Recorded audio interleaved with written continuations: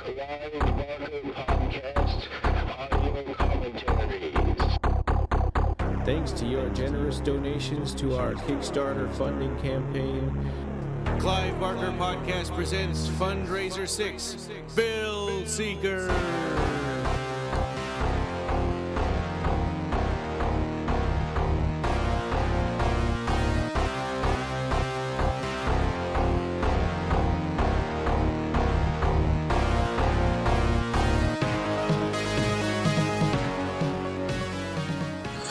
All right, well, welcome. This is episode 263 of the Clive Barker Podcast. We're continuing our series of Clive Barker's A to Z of horror. Recommendations based on the book and the TV series, and we're on the letter D for Devil Rides Out. So we're doing an audio commentary for Devil Rides Out, the 1968 Hammer film based on the Dennis Wheatley novel. And I'm Ryan. And I'm Joe. And I'm Ed Martinez. All right. Hey, Ed. You're a blind viewer. It's great to have you again with us for this commentary track. And as usual, if you haven't seen the movie, I know it's like 52 years late, but hey, spoilers. We're going to be spoiling the movie. Yeah. If you haven't seen it. I hadn't seen it until 2 years ago when we did the A to Z, when we were covering the book and the TV series. And we talked about this movie. That's the first time I watched it. Yeah, probably around the same time I watched the movie as well. I grew up on some of the Hammer movies, but mostly the Draculas and the Frankensteins. Some of the other more fringe Hammer movies, I was not as savvy. But Ed, you're a big connoisseur. I'm a big connoisseur of Hammer. I've collected Hammer magazines and I've read books, and I've studied all their films. I've got most of them on back in the day, back in VHS days, and a lot of the Hammer TV series too. There was a Hammer TV series, and I've followed it all. So I've seen this film dozens of times. I owned it, so was big fan of it. Yeah. All right. I think we're going to be watching different editions of the movie. I personally have the Studio Canal Blu-ray with some extras there, and it's got some updated special effects. Ryan, I think you got the Shot Factory version. But I think if we pause it on the 20th Century Fox logo, then we'll all be kind of in the same place. Okay. I've got the same that Jose's got. So okay, mine starts with a card from the British Board of Film Censors, and I don't think I remember seeing a Fox. Oh crap! Maybe that's only for the U.S. distribution then. Probably, yeah. I know that Fox was working with Hammer, so I will pause mine. I should pause it then. When you see the background with the red stars, I would say that's the beginning of the opening credits. That's probably the safest bet, so we are all synchronized here. Nina's got me synchronized. Yep. I've got subtitles on, so I just saw fanfare music for the... there's the red stars. And it says heavy, ominous music in parentheses. Yes. Yeah, I've got red stars with a green circle. All right, cool. I think it's all the same duration, so we won't have any problems syncing it. But mine does have some updated special effects, which make the movie maybe a little more updated. Yeah, we can talk about that when they have. Yeah. So, 1968, Terrence Fisher, screenplay by Richard Matheson, and you want to do the countdown with us today, Ed? Sure. Ready? Yeah. Okay. 3, 2, 1, go. Okay. All right. So, and of course, based on a book by Dennis Wheatley. Yeah, and thanks for recommending that audio book because I listened to that. Wasn't that cool? I mean, Christopher Lee reads it. Yeah, I love his voice anyway, so that was pretty awesome. And I was surprised that he could kind of change his voice because we're so used to hearing his sort of he does an American sort of accent. He does a woman, really cool. So this introduction, the title sequence was made by special effects supervisor Michael Stainer Hutchins, who also kind of owned some of the rights to this story. And if this movie got made, it's because Christopher Lee really asked Dennis Wheatley to let the movie be adapted. So, oh wow! Actually, who you just mentioned, I had heard that that's how it happened. Like Christopher Lee wanted to do it, but they had to approach that gentleman who owned the rights, and they did. And Hammer got it all off the ground, and the rest is history. I love old movies where they put all the end credits at the beginning. I think they had the MPAA logo at the start there. And of course, Richard Matheson, who had some of his books completely mangled in script adaptations, but he was a great adapter of other people's books. He was very respectful. He wrote the great story, I Am Legend. Yeah, absolutely. Yeah. So Hammer's use. This is actually, sorry, go ahead. No, I was just going to talk about some of the graphics, but we can talk about that later. Go ahead. Okay. Well, I was just going to say, this is a pretty faithful adaptation of the book. Yes, it is. You just heard the book, and I just heard the book, and it is. Other than the fact that the movie focuses really a lot more on Christianity versus Satanism, and the book is like a much wider. It's a much wider perspective on religion. So on world religion, they talk about Buddhism and Hinduism, and it's Taoism, all like and all the different light versus darkness. Yes. So a little context for this opening scene where there's a landing plane. So after meeting an old friend, Rex Van Ryn, who's the guy waving from the plane right now, he's played by Leon Green. He's flown into England to see the Duke of Richleau, who's played by Christopher Lee right there. He's one of his very charismatic roles here. And they set off to keep a close eye on their friend Simon Arrant, who's played by Patrick Moore, after promising his now dead father that they would keep him safe. So they're going to go visit his house now, and they're going to find out he's doing some stuff he shouldn't do. Yeah, and this skips over a little bit of stuff in the book, but I understand that this is, time period wise is pretty close. Like, in other words, that airplane era and the cars, and that the film is made in, I believe it was the 60s or 70s. I love that talking tube that he uses to talk to the driver. Is like, oh, we can't be in share the same air as the driver. Yeah, he's just spoken to a big tube to his driver. Yeah. And all the cars are like Bentleys and Rolls Royces and stuff. Yeah. The Roaring 20s. We'll get to see a hair-raising 30-mile-per-hour car chase pretty soon. I think they speed up the film to try to make it more hair-raising. I think that's a common thing they would do. But even though they seem to be going pretty fast, even before they speed it up. But there's a website called Internet Movie Car Database, and you can check out all the models of cars that are in this movie. Yeah, that's very interesting. Yeah, it's called it's Internet Movie Database is IMDB, and Internet Car Movie Database is ICMDB.com. No kidding. I've never heard of that before. In the novel, they made a lot about how the Simon character was Jewish, but I don't think it's mentioned in here at all.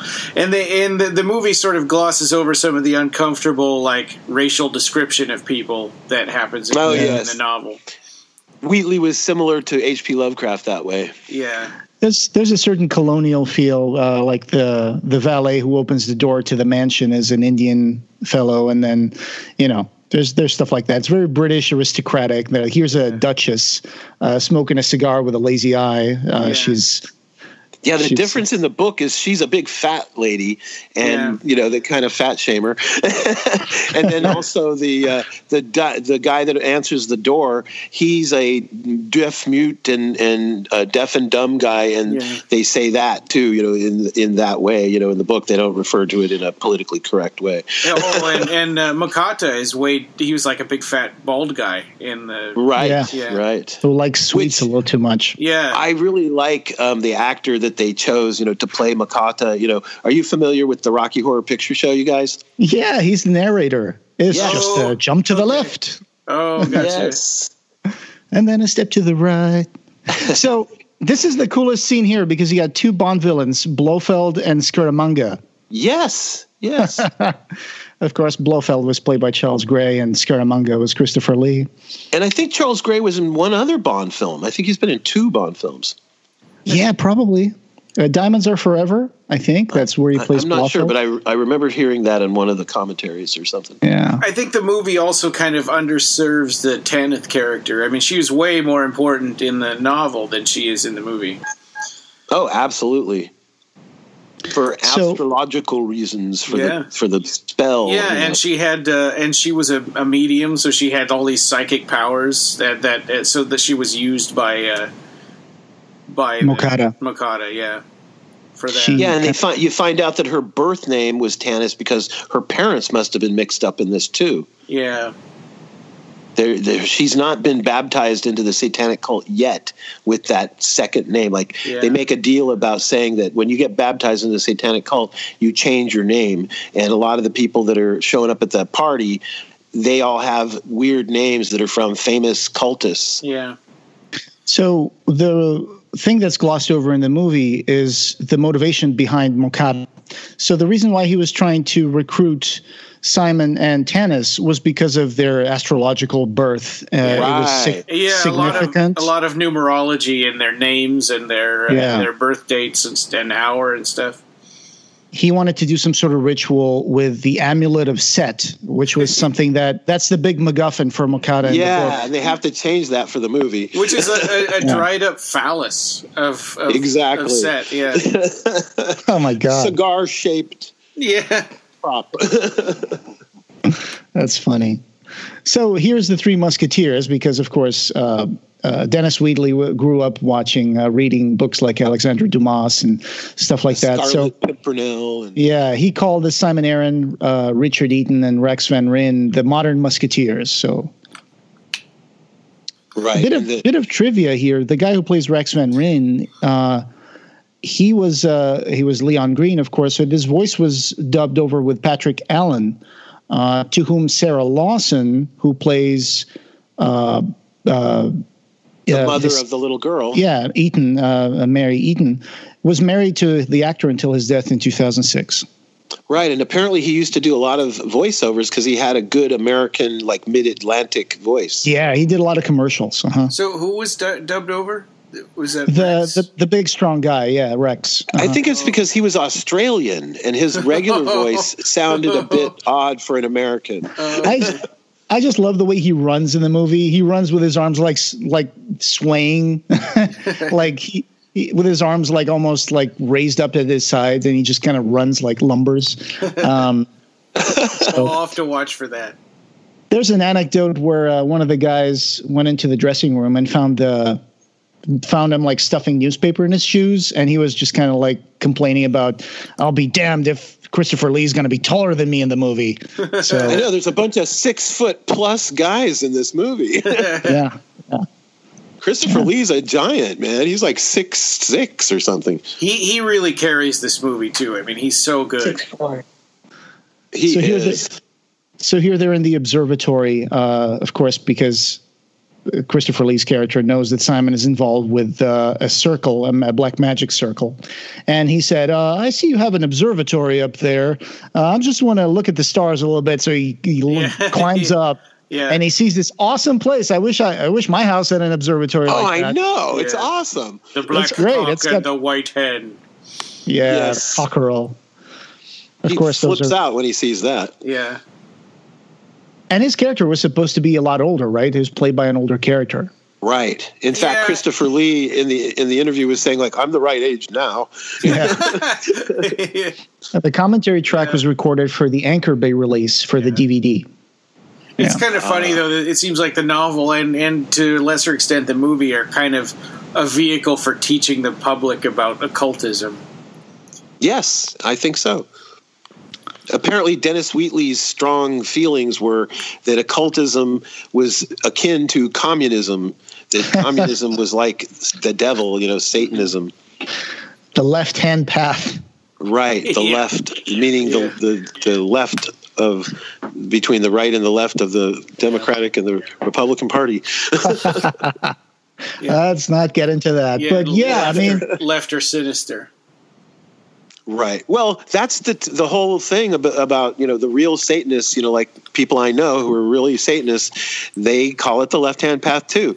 But it's weird because, there's two kinds. There's the kind, the Anton LaVey and the Aleister Crowley type of Satanism. And the Anton LaVey type is more like charlatanism. They don't really believe in the devil with horns or, doing sacrifices or any of that stuff. It's more about being true to yourself and basically being selfish and following your own goals. Yes. To thine own self be true. Yeah, is their motto. Yeah. Personally, I'm a big fan of parody religions like Discordianism and the Church of the Subgenius. I'm a big fan of that. I think Christopher Lee quotes, "Do what thou willst is the whole of the law," in some part of this. Which was the Thelemic motto, right? The Aleister Crowley's. Right. And Dennis Wheatley got it out of him, I guess. Yeah. So, what's going on now? So they just abducted their friend Simon because Simon is obviously under some sort of spell. And they punched out the butler. Yeah. Much like frat bros punching a guy out before he gets into his car because he's drunk, they did the same for Simon and put him in his car. And they're going to take him back to Richelieu's house, which is going to show, how rich and decadent his place is. Yeah. Yeah, but sometimes these sets, they tend to have something I don't really understand, which is maybe because they're using it from a different movie. But sometimes you look at the walls and they seem grimy and old and dusty. And I'm like, did you get this from an old haunted house movie set or something? And now you're pretending like it's a rich house because the paint in the wall says otherwise. Well, I wonder if that's because you can see it in Blu-ray now, whereas back in the day, you'd either see it in the movie theater or you'd see it on television, and you didn't see that crisp cleanness of quality of the vision. So Christopher Lee now is hypnotizing his friend to go to sleep, which is very useful in these movies when you need someone to just stay put. Yeah. And now you're going to cluck like a chicken. It doesn't work out very well. Right, because Makata's got much more power with his hypnotism. Yeah. I have to say, as a left-handed person, I'm extremely offended by this whole thing. You're offended by that left-hand pen. That's right. The Italians called the left hand sinistra. So yeah. Oh, yeah. I mean, that's the word sinister means left-handed. Yeah. Somehow in the English language, sinister got a completely derogative context. Yeah.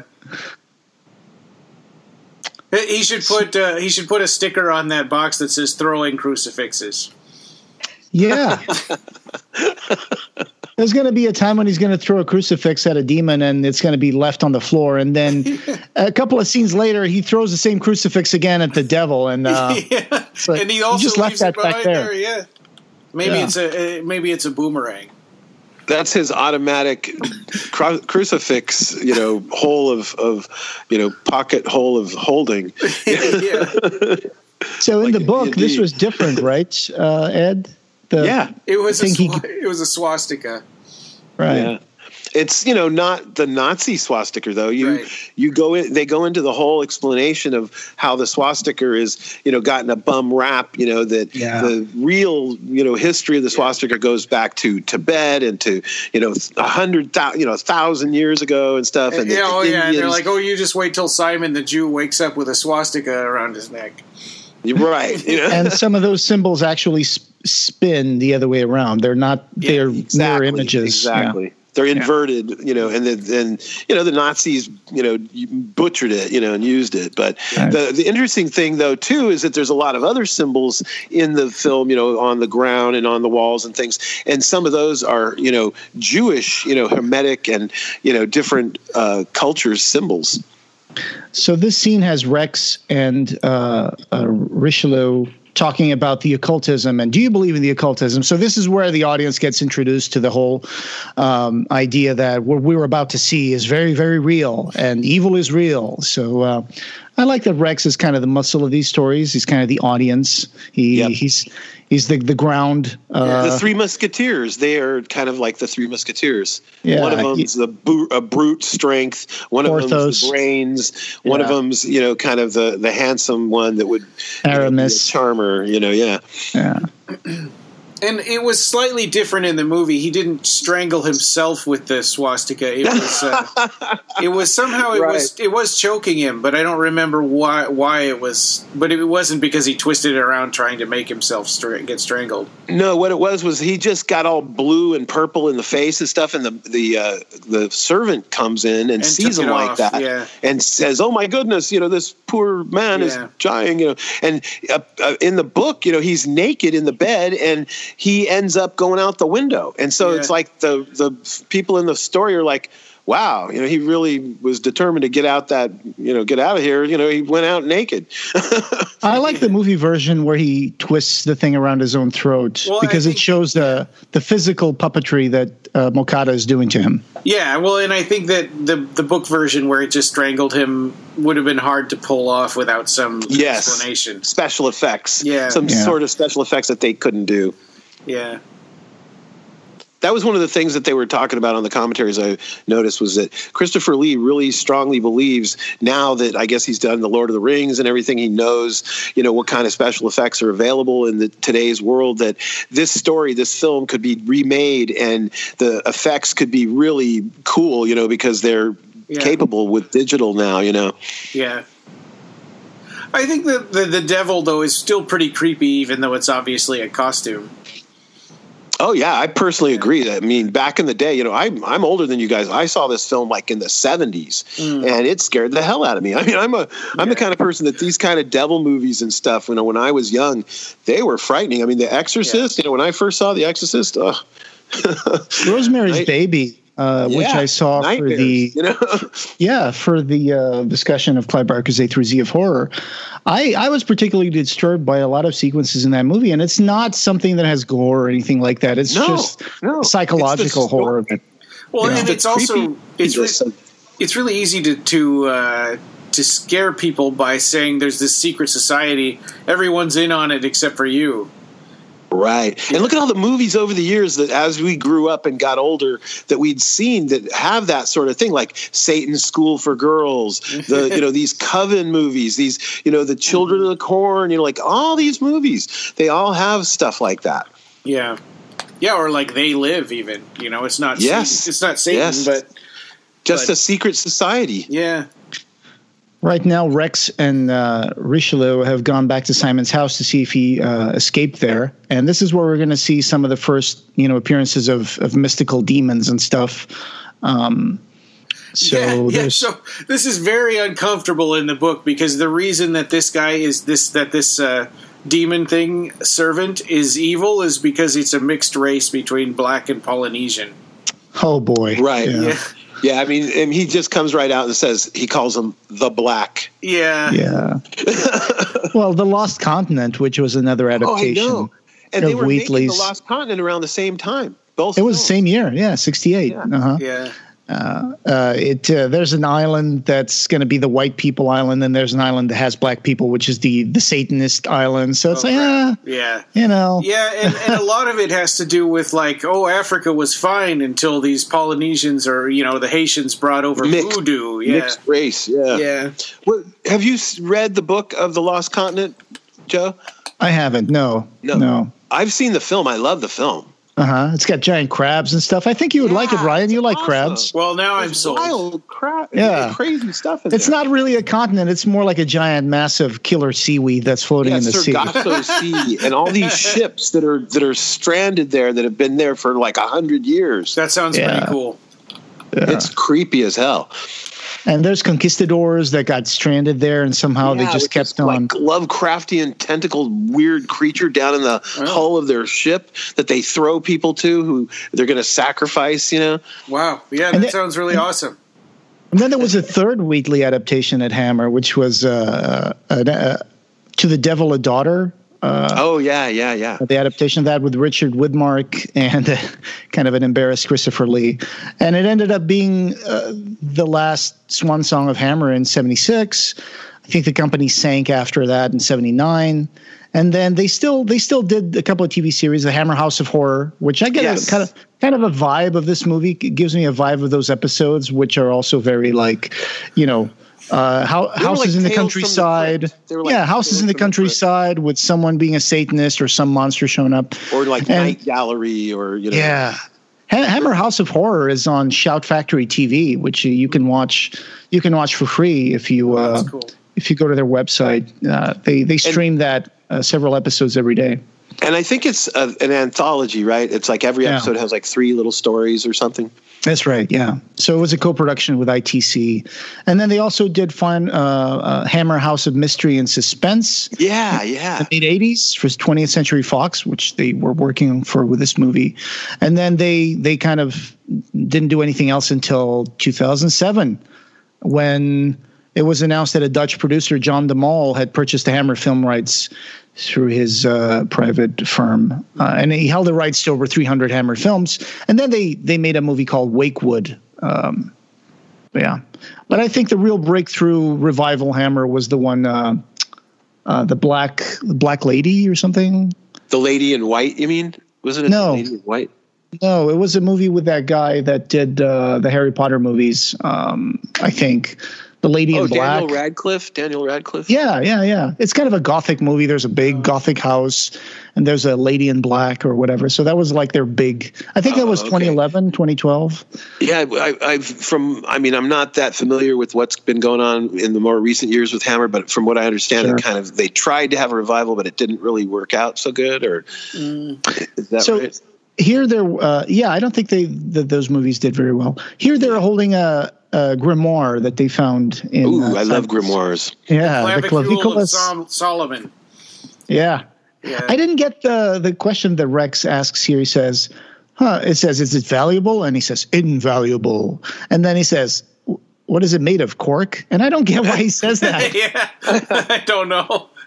Maybe it's because it looks like it's made out of human skin or something weird. Oh, could be. Yeah. Well, here comes the Polynesian. The crack against Polynesian mixture with black race. Yeah. But what's weird too is how I believe he tells them never look at his eyes. Like even the servant guy. Don't look at his eyes either. Yeah.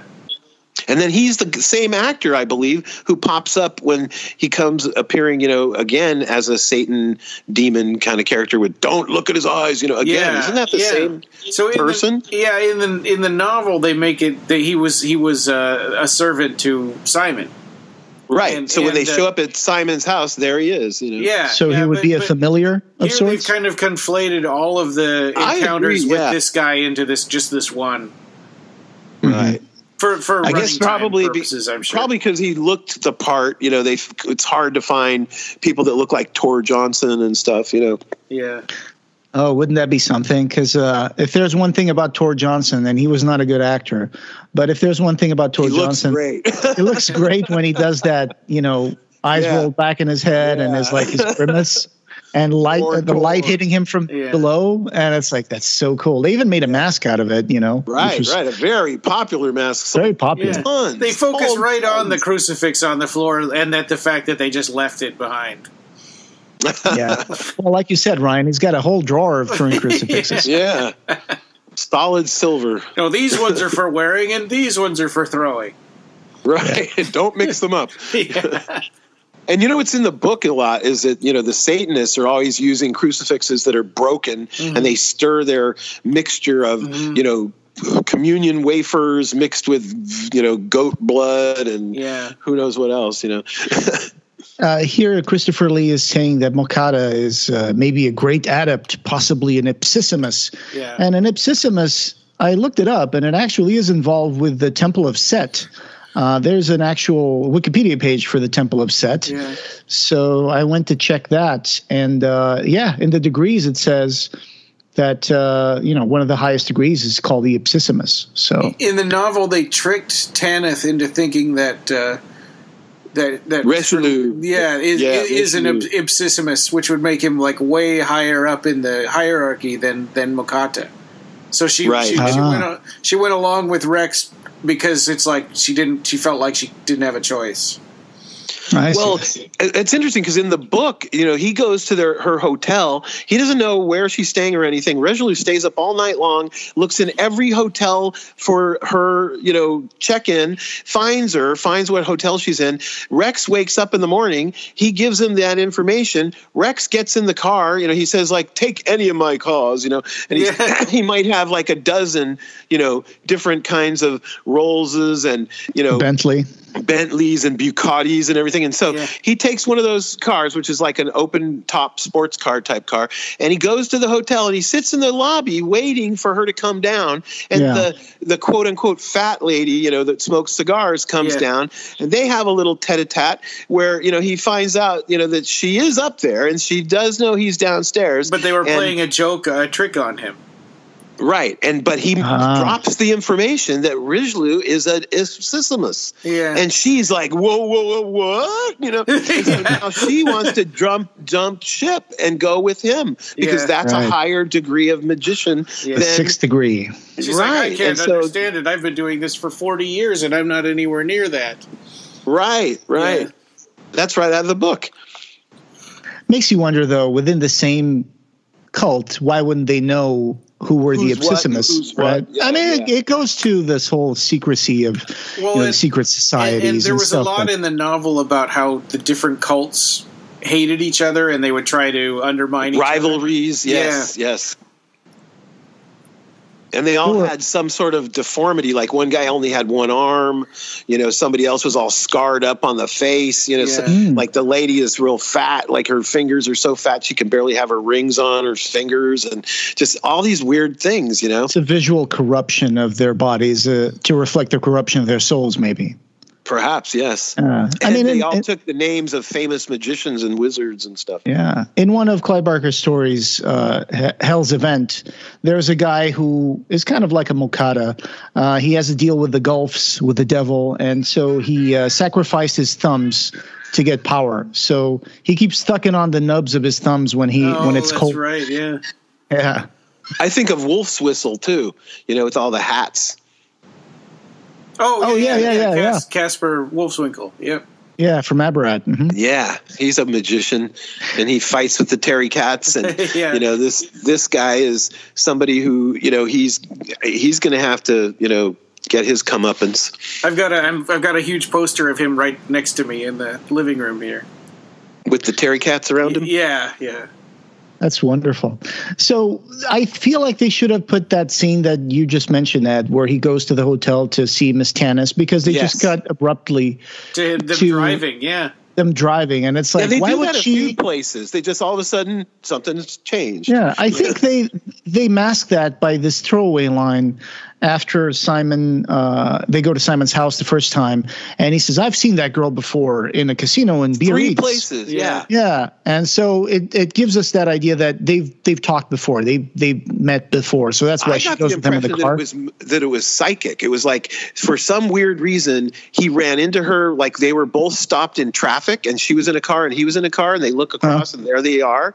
And then another time they were in that casino or some other place, and then now or some other, like it's like magic. It's like they're meant to be together somehow. Well, they stop the Bentley next to each other, and then they hand a vial of Gris Poupon. They don't do those commercials. I wonder how many people remember those commercials. That's but they must do something, right? They must still have commercials. I don't watch TV anymore. But. I don't know. Oh, really? Yeah. It's been 20 years. I haven't seen a mustard ad. Yeah. Or just like the Polaner all fruit. Would you pass the jelly?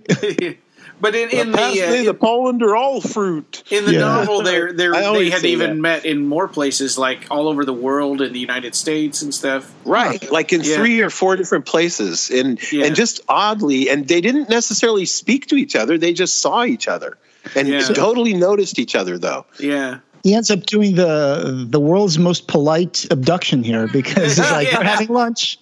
Whether you like it or not," and she tries to jump out of the car and stuff. He's like, "What are you doing?"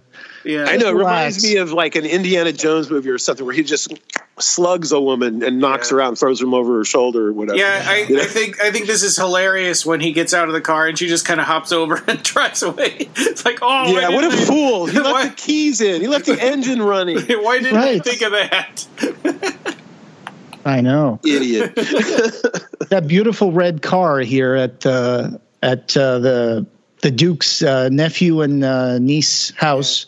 That's a red Lancia Lambda from Is that what that is? Yeah, from 1928. It's like comedians with cars getting coffee. Yeah. And of course, is she carrying a riding crop? Yeah, she was riding a horse. Oh, yes. Nina was saying a comment about that. She said when she was a little girl, she played horsey like that too. Oh, I thought she actually had a horse that she had been riding on at the time. She did, but when she was, a little, gotcha. like she's playing like a gymkhana, like a jumping over, like an obstacle course, and she's got that hat, the horse riding girl hat. Yeah, right. Yeah, there she goes. There she goes, the car. It's like, damn it, why didn't... Idiot. So here's the maybe in his world, exciting, women don't drive.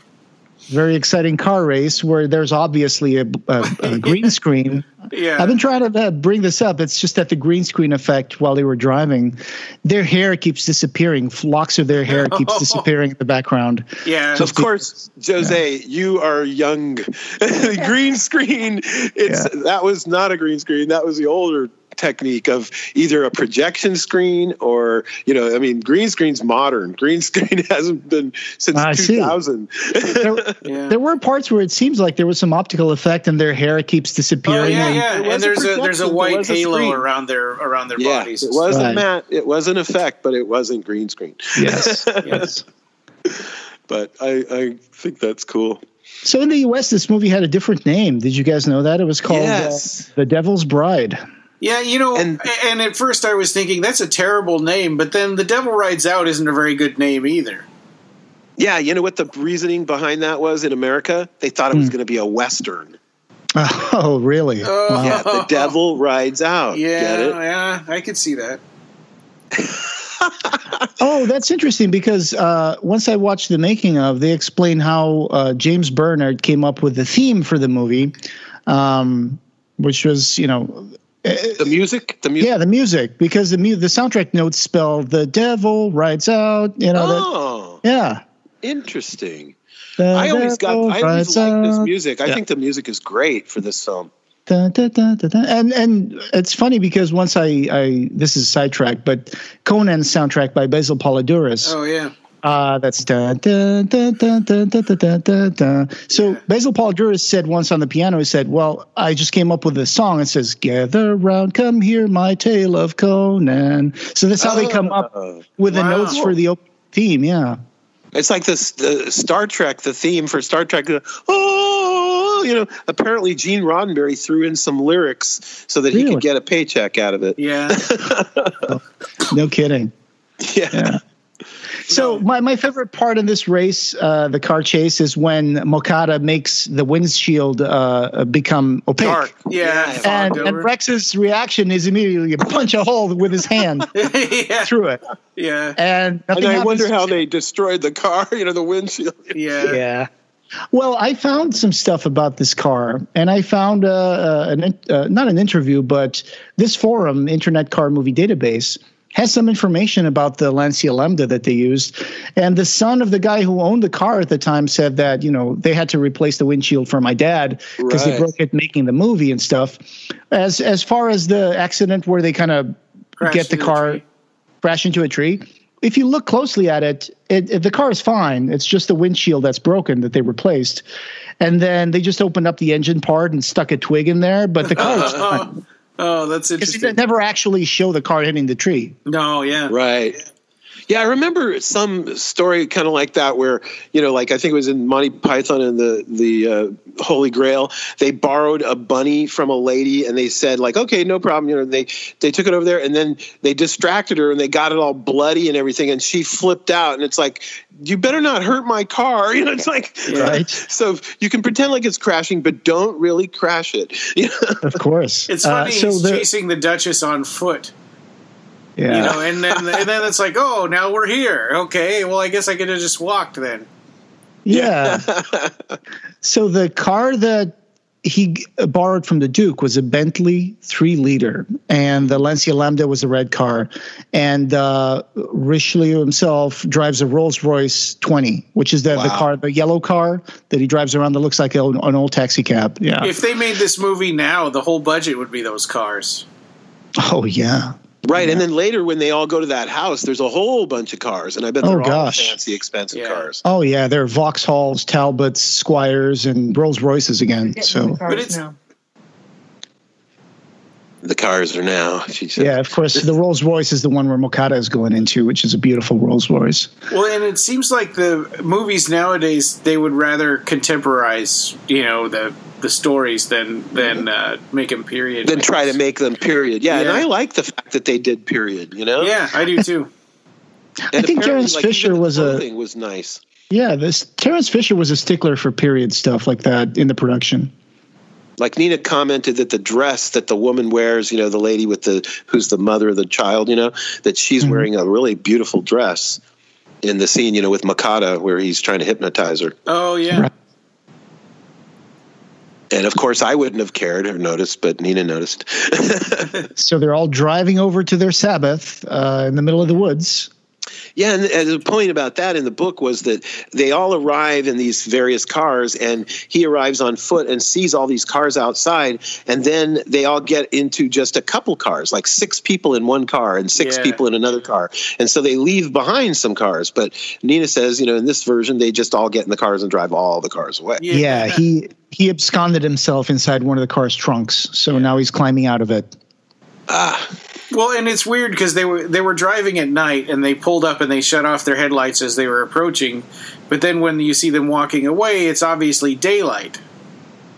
Oh, yeah. Nina said that there's a lot of ups and downs of the lighting continuity for day for night, and that's stuff. The old trope of using day for night so they can save on lighting and they can see things. Because if they shot it at night, they would have to light it properly. It would be a huge mess. So... Yeah, and shooting outdoors at night has got a lot of problems for the olden days when you had film, actual celluloid type film with chemical processing. Yeah.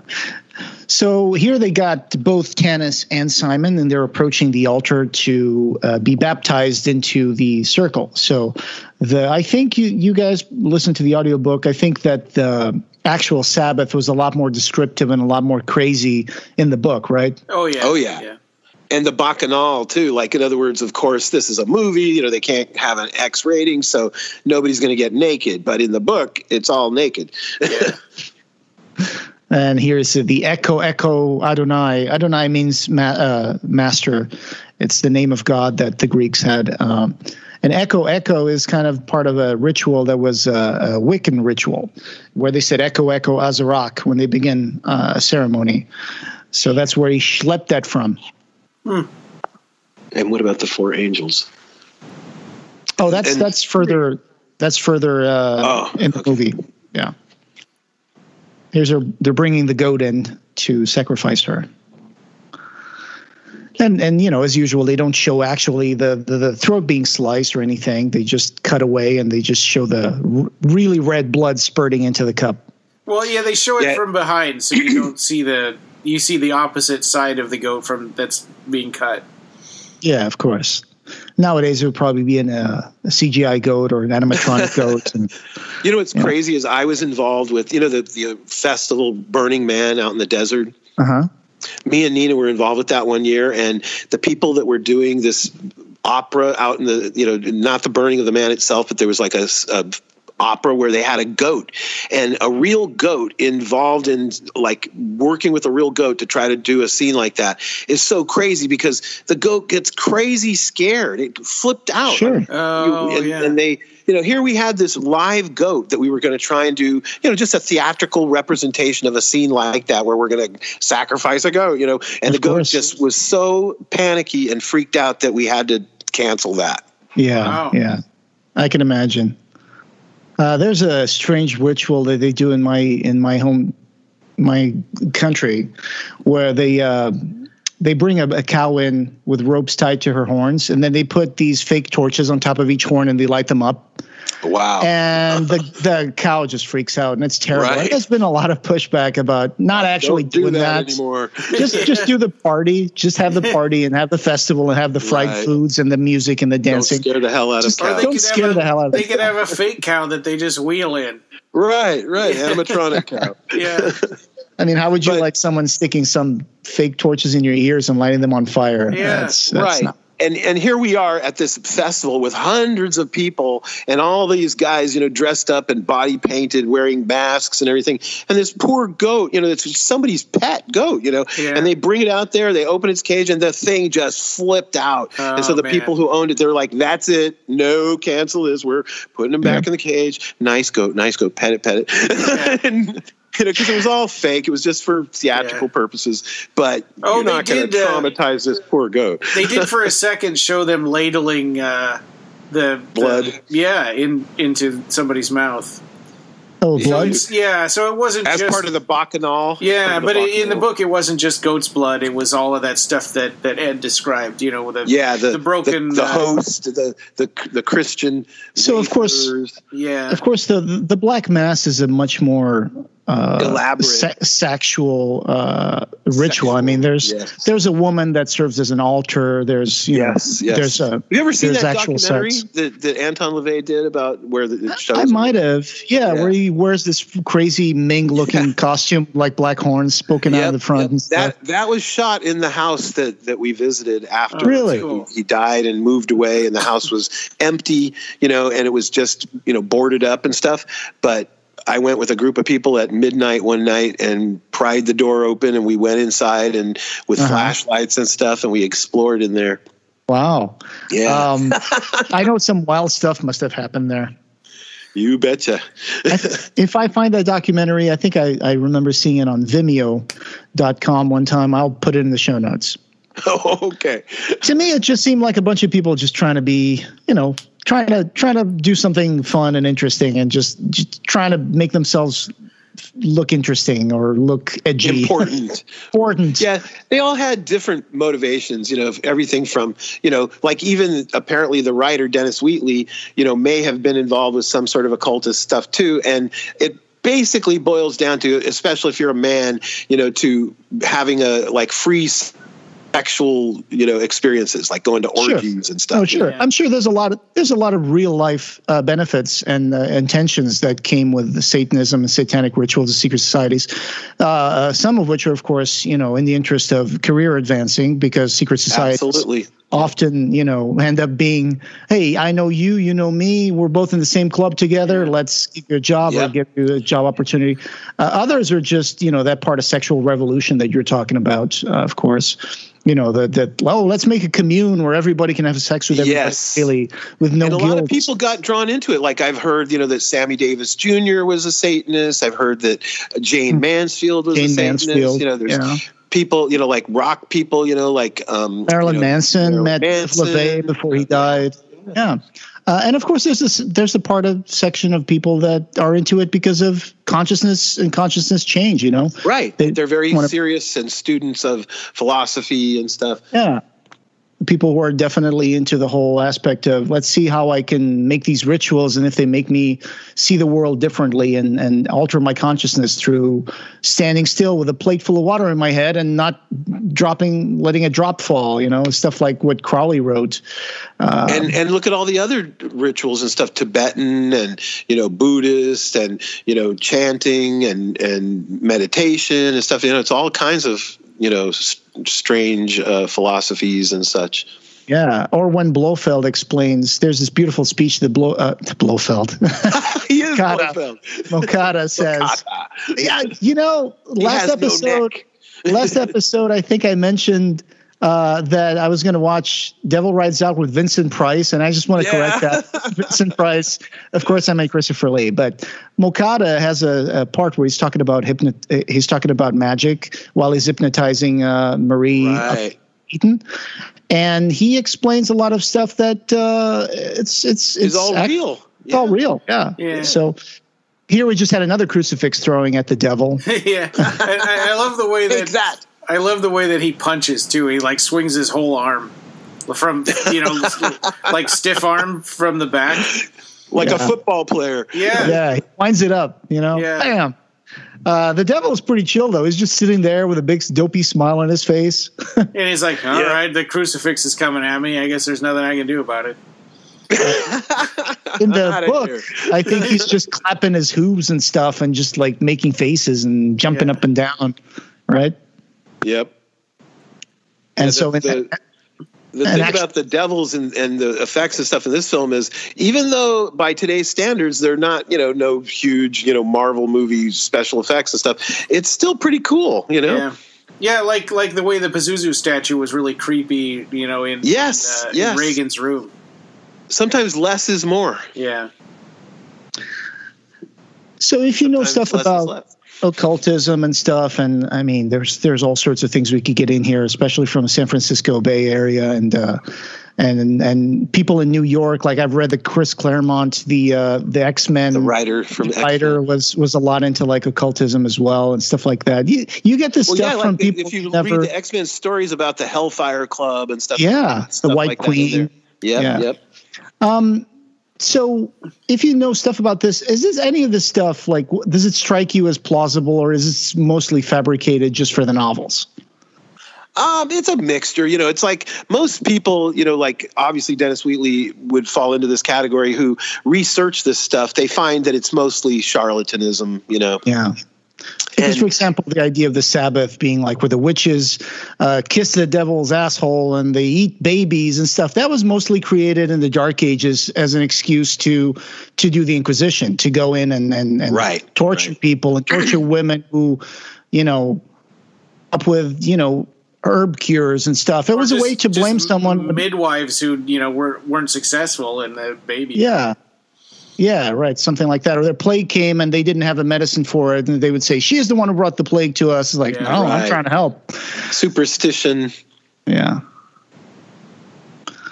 But, from what the people that I know that have been actual, searchers for, some, other thing other than, traditional religions and such, who go delve into, like Satanism, quote unquote, like the Anton LaVeyism, type Satanism, not the Aleister Crowley type. The Anton LaVeyism type is the kind that, they believe in just, selfish hedonism and, like getting ahead in life and stuff. Like they don't sacrifice babies or, kill kittens or anything on altars and stuff. They get a bum rap, with all that and their idea, satanic panic crap. Their idea of Satan is just the opposite of Christianity. That's all that Satan means. No, not even that. It's just the absence. It's in my opinion, at least from the ones I know, what they say is that it's like they don't believe in, that there is no God. They just don't happen to, go along with all the religious,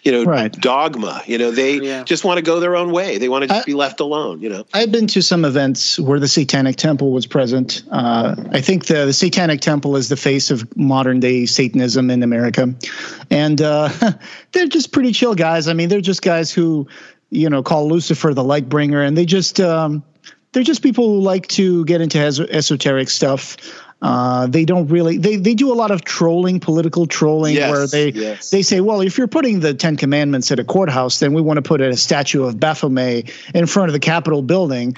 And it's like, you can't discriminate against us. If you're going to do that for one religion, you got to do it for all of them. Then you hear these things where like Satanic Temple wants to put the statue of the devil in front of the Capitol building. And it's just another way for them to bring attention to some of the hypocrisy regarding, church and state. And I mean, there's this thing in several countries, which is called the Concordata. For example, there was one like that in Portugal where the Vatican has these agreements with certain governments, where they have financial agreements, tax exempt status and stuff like that, properties that they own that they do not pay taxes on. I mean, it's not too much of a stretch. Like even L. Ron Hubbard had to get, tax exempt status for, but he got investigated for that. Yeah. Right. He tried to infiltrate the FBI. He still has it though. Amazingly. Yeah. Yeah. But there's stuff like that. Like I remember when, especially in more Catholic countries, it was very common for a bishop to come inaugurate some government building or, to have someone come in and bless something. Sprinkle holy water on the first brick of some construction, and it's still kind of the social ritual that people get into. But or christening a ship or something, or sure, yeah, they do that with champagne though. And holy water too sometimes. Yeah. But it's interesting, just how, this film depicts all this stuff. And you're right, it's pretty close to accurate. He did his homework, Yeah, I think Dennis Wheatley would, according to people who knew him, he would sometimes study about 3 months before he wrote a book. He would delve into something and, read a lot of books, and then he would write for another 3 months, and out comes a book, Where are we now in the film? Richleau has just drove away so that McCoddick was waiting there, and he's going to drive up to return Richelieu's car. Yeah. And what an excuse. Yeah. I'm only returning his motor car. Yeah. Yeah, this is a great tour de force of acting for him, though. When he comes in the house and he has that scene, that one-on-one scene with her. Absolutely. Wow. It's such a charmer. They really pick Charles Gray is just such a striking character with his cleft chin and his blue eyes and his perfectly silvery hair and intense blue eyes, and he's just a perfect villain. Yeah, and I wonder about how old he was at this time, because I think he had just done the Bond film. Maybe in his 50s. Let me check. So the usual aristocratic custom of the butler coming in with a calling card to say, "Mr. Mokada is here to see you." Yeah, on a silver platter. Yes. Yeah, and it's like, come on, butler, didn't you hear anything anybody was saying at all? Don't you recognize the name? Also, the thing about, don't let him drink, don't let him eat, don't, give him anything, don't accept anything from him, and I guess maybe that didn't count for the card. Maybe she doesn't have to, as long as she doesn't touch it or something. Okay, so I'm surprised. I just looked up Charles Gray, the actor, and it says here he was born in August 29, 1928. So if this movie is done in 1968, he was 40 years old. So he was younger than me, and he looks older than me. Yeah. That's amazing. I said, but I think that's why he had such a long career, and he could play such a wide range of roles, from scientists to doctors to, who knows, Well, maybe he's just, is he wearing a gray wig? No, not sure. Maybe just he's like Steve Martin. Wig. How Steve Martin in his 30s and 40s, he had silver gray hair. Yeah. Yeah.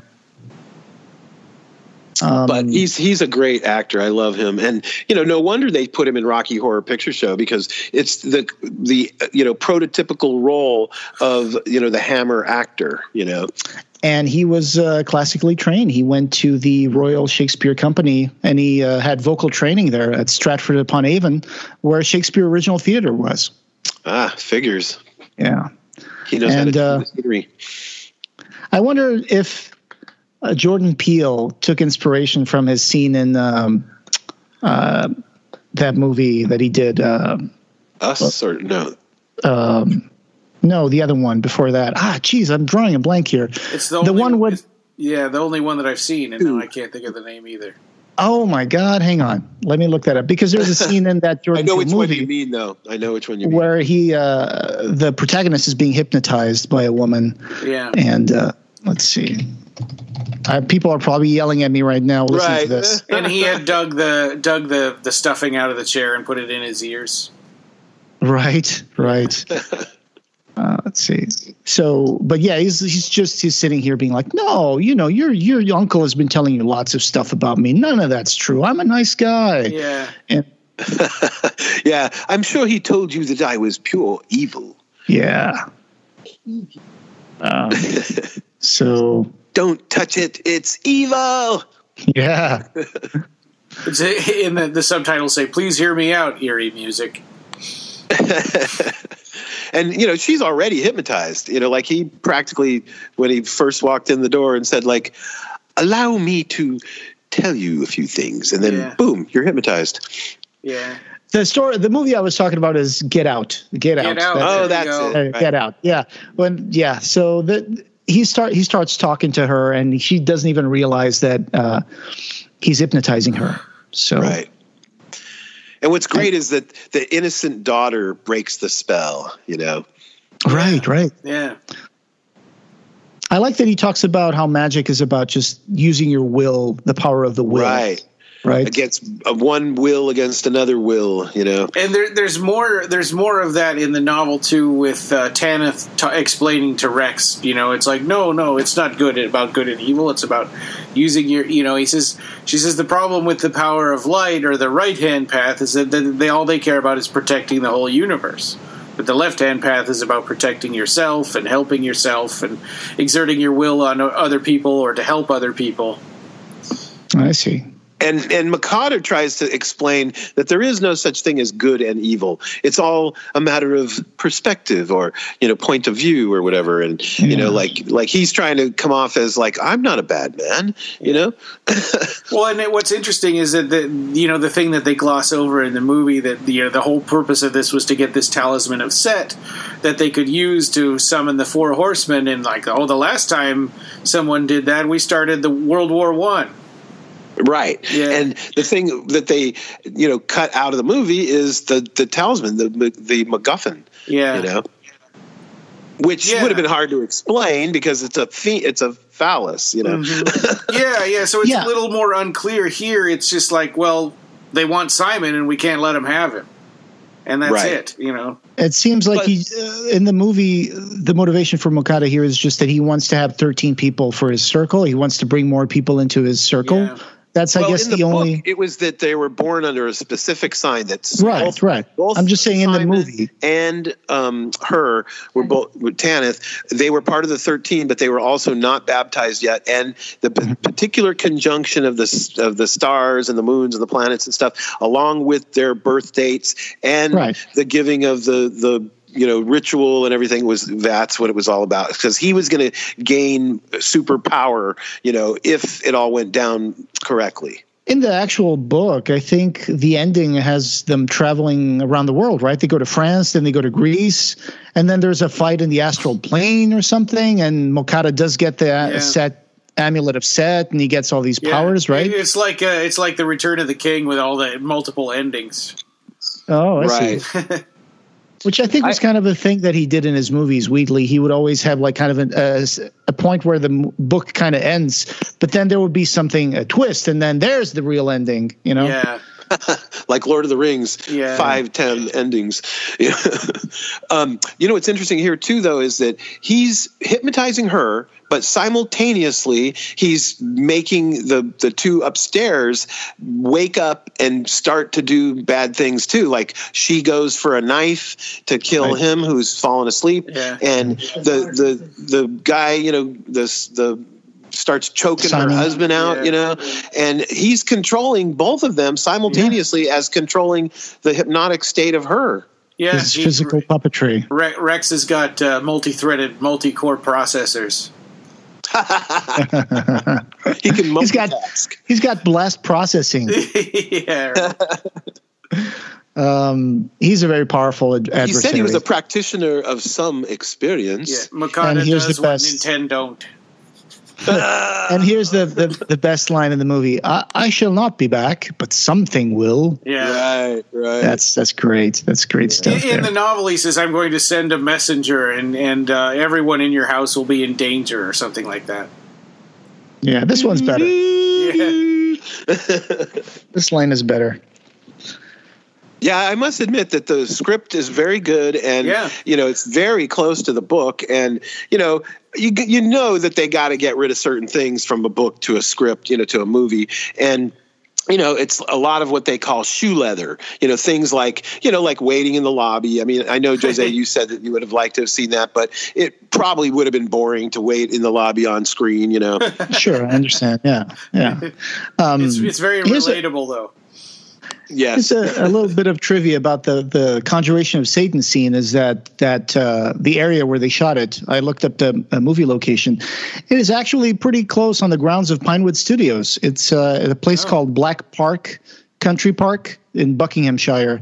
It's really close to the grounds of Pinewood Studios, so that's where they shot. I bet they shot a lot of stuff there, like horses and buggies and stuff for Dracula movies. Oh, sure. Because a lot of that stuff for Hammer Films was like practically within, like a little, 4-block area of homes and buildings and stuff. And they would just, make it all look different by camera angles and, redressing of sets with different, pieces of drapery and fabric and, change the furniture around.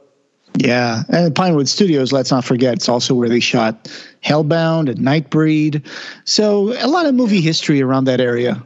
Yeah, that's cool. I know it's like here in Hollywood, like you hear about those kinds of things like, oh, that's where they shot Gone with the Wind. And now it's condos, it's all bulldozed and turned into apartments. That's sad. Yeah, that's sad. This is a part of the movie where our heroes split up. And this is the part where Tanis, like you guys said, she's acting as the medium, as the conduit for Mokata. So she ran away from the house because she didn't want to hurt anybody, because she woke up to find herself with a knife over Rex's neck. Throat. Yeah. Yeah. And Rex is like, okay, well, I guess I'll take you somewhere safe. And now Christopher Lee is back he just came back home in his Bentley, and he's going to prepare the ritual to go through the night, because the night is when the forces of evil are going to make their attack. Yeah. Yeah, they're strongest. It's interesting in the book, the reason why he leaves is he has friends at the museum where he can go and check into some ancient, esoteric tomes for spells to dispel evil, to fight the evil and to learn, and to also go to some churches and get some holy water. And he wanted to get some sacraments, some Eucharist. And in the book, he wasn't able to get the sacraments, but he did get some holy water. He went to see his pal, Saruman. Yes, exactly. He went to Isengard, a quick drop over there. Yeah. And Radagast. He went to go talk to Radagast. Yeah. And Darth Sidious. So that's why he didn't stay at the house for that particular part where she wakes up. But in the book, it's interesting because she wakes up and all of a sudden she went out the window. And, I kept asking Nina, do they show an open window? Do they show her like running away? And it's like, nope. All of a sudden they got this cut and she's outside. Yeah. It was like, and it's an upstairs room, That's right. Good point. Yeah. Well, she was willing to jump out of a moving car earlier in the movie. She was willing to jump from a second-story window. Yeah. But then the two of them are together, and you find out, that they love each other, and they go off to a barn or something, and. It's funny because you guys were saying about how, like these days you could just kidnap women, no big deal, and he ends up hog tying her and gagging her. Yeah. Throws her in the hay. Yeah. So it's kind of a little bondagey too, Yeah, that's true.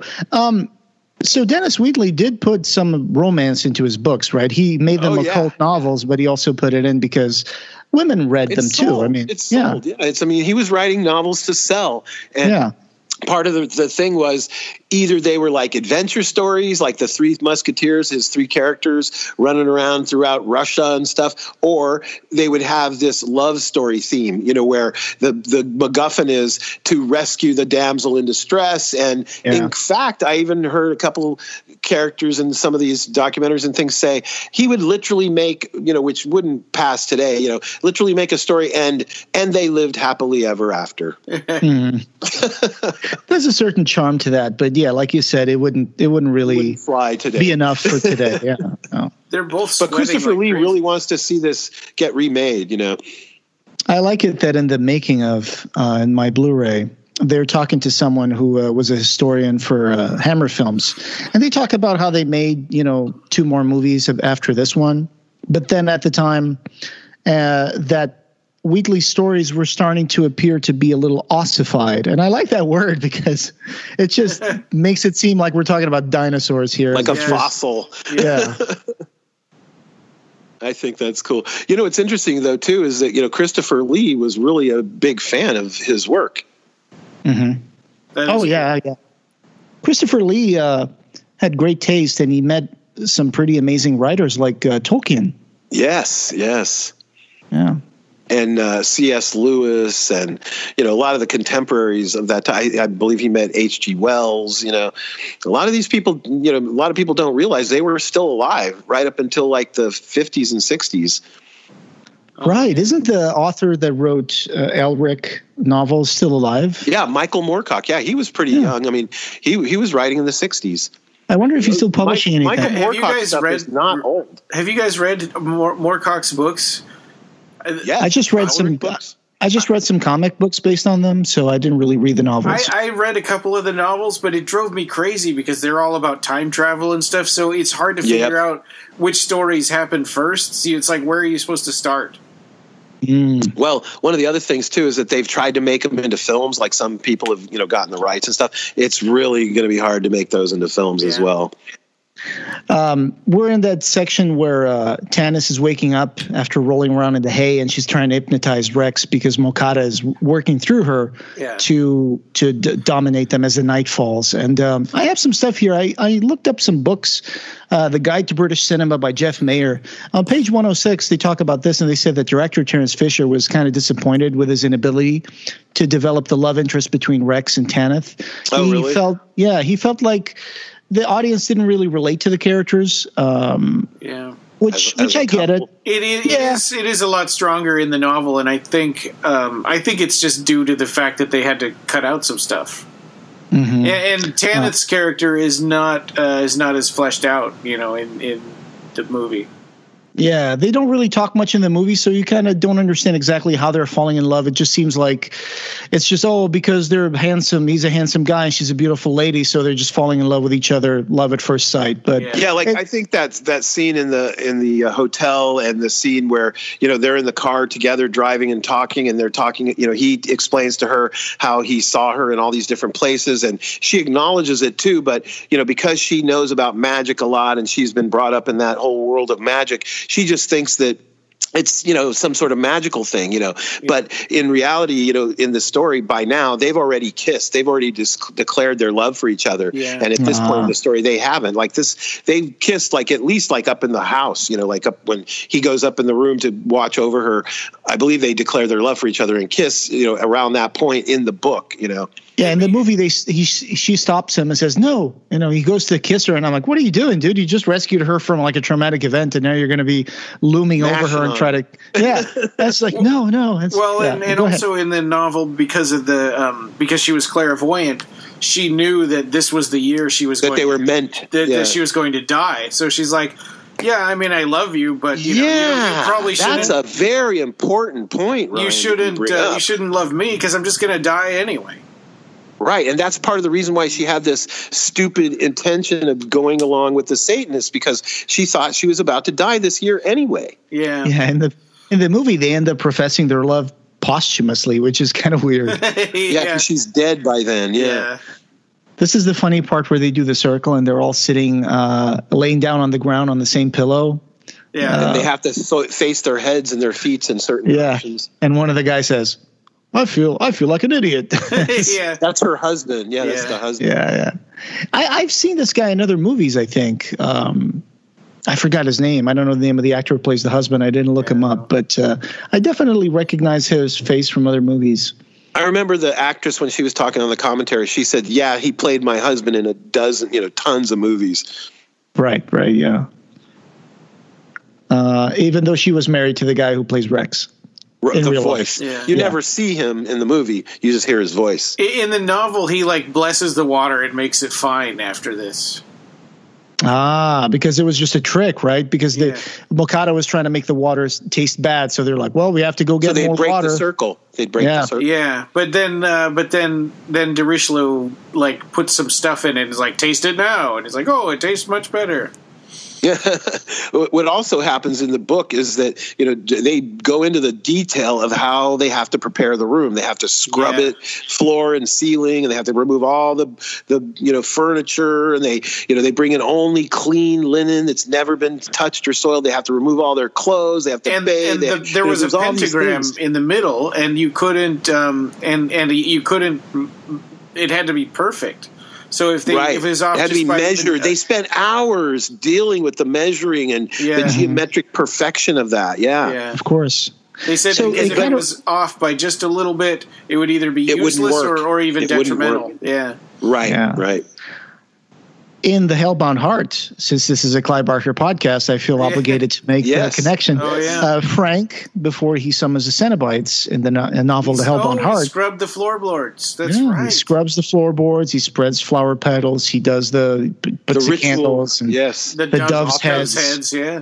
Yeah, he does all that stuff. The jar of So urine. Clive knows his stuff too in terms of the occult. So Absolutely. And, like even in Hellraiser 4, the bringing of Angelique, with the count and, the magic, that he creates, to bring Angelique from, nothing into the skin of a dead woman, Hellraiser Yeah, and 4 then was Peter- kind of the first one that mixed like occultism and the idea of the Christian hell, with Hellraiser.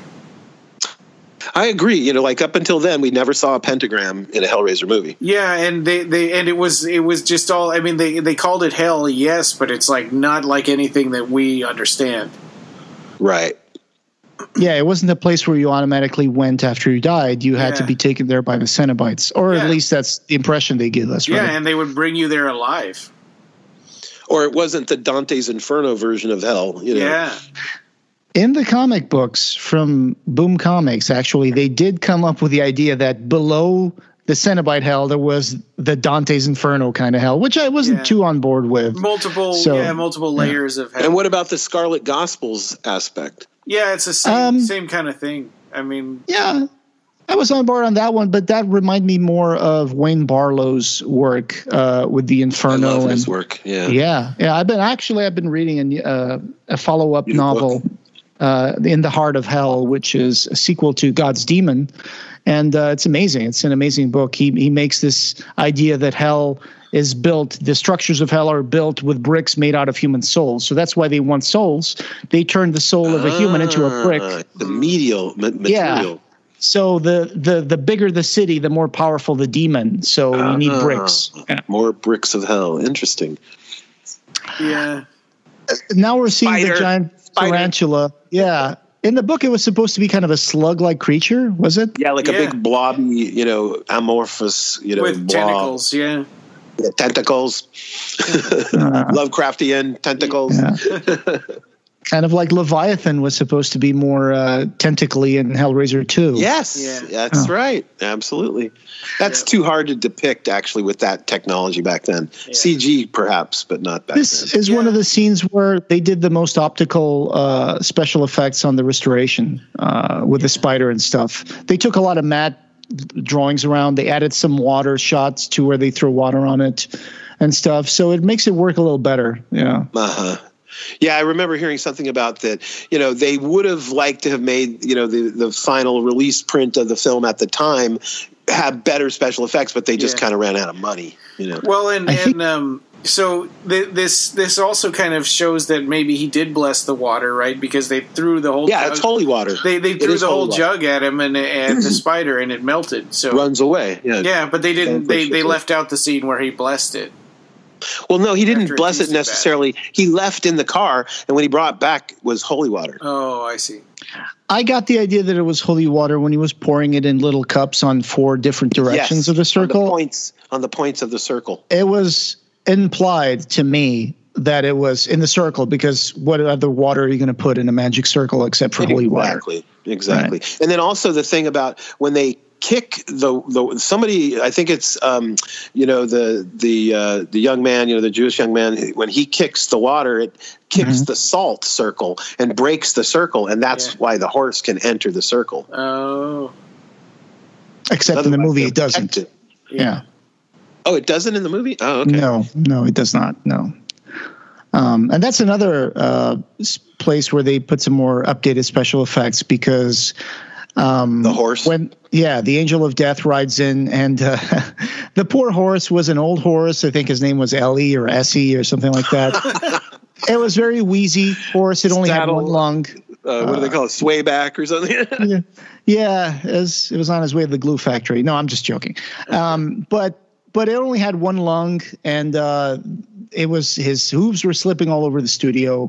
So that's why we don't see a very sophisticated scene with a horse. They just have him like rear his, paws a couple of times, and then they keep reusing that. But they were at one point unsure if the horse would make it through the end of the production because it's just a very old horse and very wheezy. Well, in the novel, the horse, there was no rider on the horse because if you saw him, that means you're going to die. Mm-hmm. Right, and Christopher Lee was talking about that on the commentary too, where he was saying that would have been correct to not have a rider, but then you would have needed the invisible rider, like you would have needed the stirrups to be straight out, and you would have needed the reins to be up, like somebody was in the stirrups and in their saddle but not visible. And somebody probably had to control that horse anyway. So yeah. But would you guys be happy with that sort of scene? Because I would have been like, well, it's just a horse. And I feel like having the actual rider on it. I think this looks better. This looks better to me. Yeah. But I think it just depends on the way it's done. Like, in other words, look at Lord of the Rings. Look at the way Peter Jackson could take something, simple like, the Nazguls, which are just black guys on, black hooded guys on horses. And they are frightening. It depends on how it's done, I think. Yeah, yeah. And, of course, here he did the Sussama ritual, which was kind of made up for this movie. And he banishes the Angel of Death. But the Angel of Death can't go away empty-handed. Right. So since Tanis was the conduit for Mokata, she ends up getting the reflect spell, right, Ryan? Yeah. It's been reflected Whiplash. back. Yeah. Well, and Whiplash. because... Boomerang. Yeah, and because Mokata never cast spells on his own, he always did it through hypnotizing other people. So that if there were she says that. She explains that he never takes chances with himself, his own body, Yeah. So he kind of goes through his thralls. Yeah. Exactly. So that way, if anything goes wrong, somebody else pays the price, not him. Yeah. In the scene that we just saw when the Angel of Death pulls down the veil covering his face and we see a skull and in the back, that effect shot was never completed because you see the blue screen behind it. For this restoration that I have here, you actually see the background of the living room and blue flames surrounding him. So that really added to the shot, I think. It made it a lot more striking. That's cool. Yeah. And Tanis is being carried in by Rex. Looks like he was just in the shed outside the house. That's where he was hiding. Yeah. Yeah. And like another thing too is they would have been better off if they just stayed in the circle. Yes. Right. But the thing is that she jumped out the window somehow, and then he ran after her. But the funny thing too is that remember when they were in the circle, they were all back to back, and things were assaulting them. One of them was Rex outside the house, pounding on the door, saying, "Let me in, let me in." And it wasn't really him; it was a demon, or something. It's like Evil Dead. That reminds me also of. Have you ever seen the movie? It's one of those movies that's got 3 stories. And it's called The Word de Lash, and it's like a vampire story with Boris Karloff, and it's about how it's like ancient like Germany or some Czechoslovakian type country or whatever, where a little boy who becomes a vampire comes to the door at night and goes, "Mommy, let me in, Mommy, let me in." It's really spooky and haunting, and it was called not Black Sunday but Black Sabbath with Boris Karloff. Yeah, it's a great film. Mario Bava directed it. And that spooky little boy coming to the door is what reminds me of Rex trying to have him be let in, Yeah. 1963, Mario Bava. Yeah, wasn't he like a disciple of Lucio Fulci?